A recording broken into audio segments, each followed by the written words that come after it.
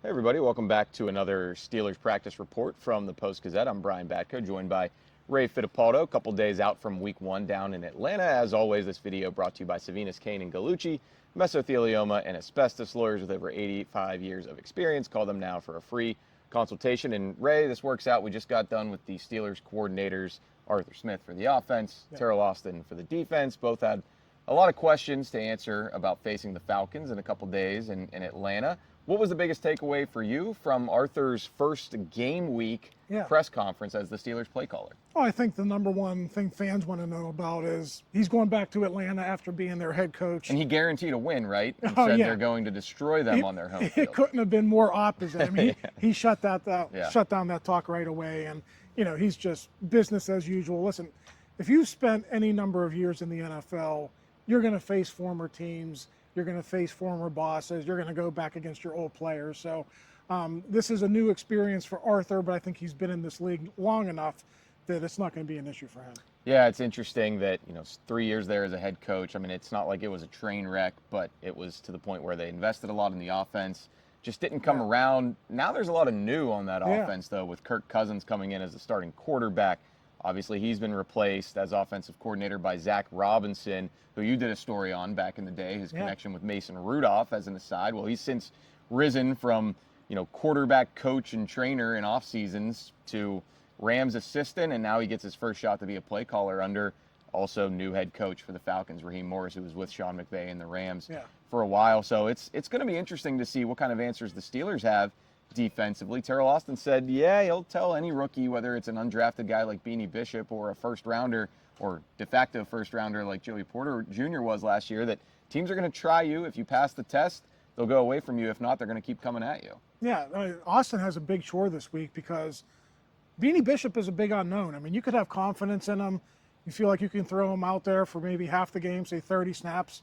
What happens if in the first quarter that he's not up to the task? Then you got to reshuffle things, and they'll have answers if that happens. They got some safeties they can bring down.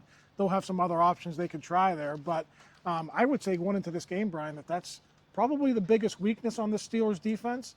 On paper, it might not turn out to be that way. He can go out there and do just fine. But I think if you're the Atlanta Falcons and if you're Zac Robinson, you're going to attack Beanie Bishop. And the Falcons slot receiver is a familiar face too, Ray McLeod. Yeah. So not exactly a guy who struck fear in the hearts of opposing defenses when he was here, at least as a receiver. But, maybe he's somebody who, after spending a couple years in San Francisco, has a little bit more to his game. It'd be interesting if he hurts his former team when all the talk is about Arthur Smith facing his former team. Cordarrelle Patterson, also part of that group that includes Van Jefferson, Scotty Miller, Michael Pruitt at tight end. I would imagine Arthur Smith has a comfort level with those guys, and this could be a game where, not only are you leaning more on the veterans and players but maybe leaning more on the run game when you're starting a rookie center in Zach Frazier, and Spencer Anderson might as well be a rookie at left guard, and they're going to have to deal with Falcons defensive tackle Grady Jarrett, who he's not what he once was, but he's still got a lot of tricks in his bag, probably some stuff these young guys haven't seen before. Yeah, he was asked about that today. How are you going to protect your young offensive linemen? Because if you're Raheem Morris, who has a background like Mike Tomlin does, that you're going to attack the perceived weaknesses, and you're going to attack a rookie making his first start, and you're going to attack Spencer Anderson, who's making his first start. And listen, Arthur Smith didn't answer the question, but we could speculate, Brian. I would expect a lot of tight end packages. I think you'll have Darnell Washington staying in the block. You'll probably have Pruitt staying in the block. There's a lot of things that you can do. Arthur Smith said, stay tuned. Check in on Sunday, see how we approach it. But, that's a pretty good bet. Yeah, they're kind of mirror images defensively, but couldn't be much more different offensively with the Zac Robinson, who the Steelers interviewed when he was coming up on this round of offensive coordinators who were in vogue around the NFL. Obviously, they ultimately go with Arthur Smith, who's going to get his first chance here with Russell Wilson under center. So there's a lot of unfamiliarity there, but Arthur pointed out this morning that adjusting his offense to new personnel, particularly under center, is not really something that's new to him. Other than a couple cushy years with Ryan Tannehill playing good ball in Tennessee, he's had to maneuver a lot of different pieces at quarterback in his time. Yeah, listen, you go back to 19 and 20 when he was the OC for the Titans. He had Marcus Mariota and Ryan Tannehill. Right, Really, Tannehill was the guy who kind of had the extended run there. But you know his history in Atlanta. I mean, he signed back up for Marcus Mariota again after a year with Matt Ryan. Yeah, Mariota again. Then, you know, Desmond Ridder, we saw that didn't work Taylor out. Heineke made some cameos as well. So basically his point was, listen, I've been through this before. Again, if you're in the NFL and you're an OC or you're a position coach, you're going to go through this a lot. He called it a very transient league, and it certainly is. So that will not be familiar to him. But listen, Russell Wilson, his first start, new quarterbacks coach, new OC. There's a lot of newness here, but the Falcons are going through the same thing with Raheem Morris and Kirk Cousins. So, you know, probably an even playing field in that regard. Well, one ace that Smith could have up his sleeve, of course, is Justin Fields. The backup quarterback didn't win the job coming out of camp in preseason, as most of us expected, but we expected him to not win the job, obviously. But he's going back to his hometown of Atlanta this week. He's from the Atlanta suburbs, played his high school ball there, initially committed to Georgia and was playing for the Bulldogs.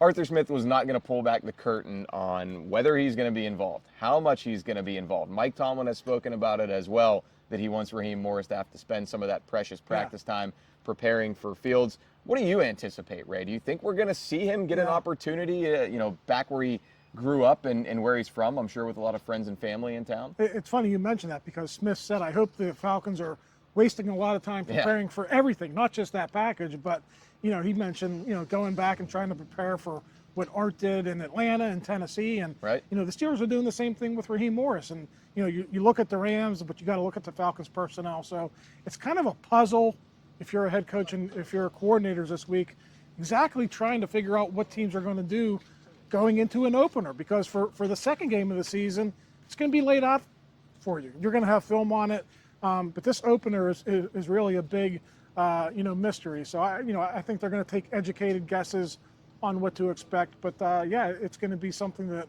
you know, for the first quarter, maybe even the second quarter, that, you know, both these teams are going to have kind of a feeling out process about how the game's going to go. Yeah, I mean, along those lines, I asked Teryl Austin about, hey, can you get any sort of extra help or input from Arthur Smith in this game? Obviously, he didn't coach Kirk Cousins. Right. They've got a whole new offense coming in there, but can he give you any help, tendencies on some of the O-linemen who was with him, or the pass catchers, the running backs? And Teryl Austin was like, look, I don't need him or anyone else to tell me Kyle Pitts is really good. He was a first-round top 10 pick for a reason.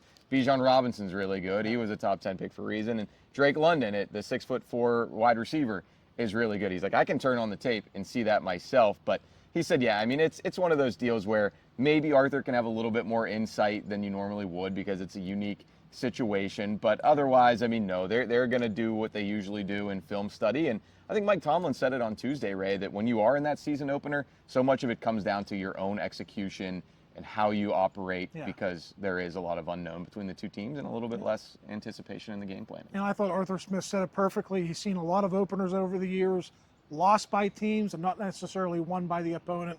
Limit your mistakes. Don't do anything stupid, and you'll be in the game. Well, that's the usual script for the Steelers. Should be again Sunday at 1 p.m. in Atlanta. For Ray Fittipaldo, I'm Brian Batko. Thanks for watching again here on the Post-Gazette YouTube page.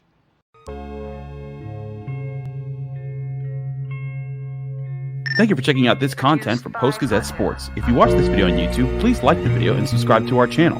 For all of the sports coverage the Post-Gazette has to offer, visit post-gazette.com.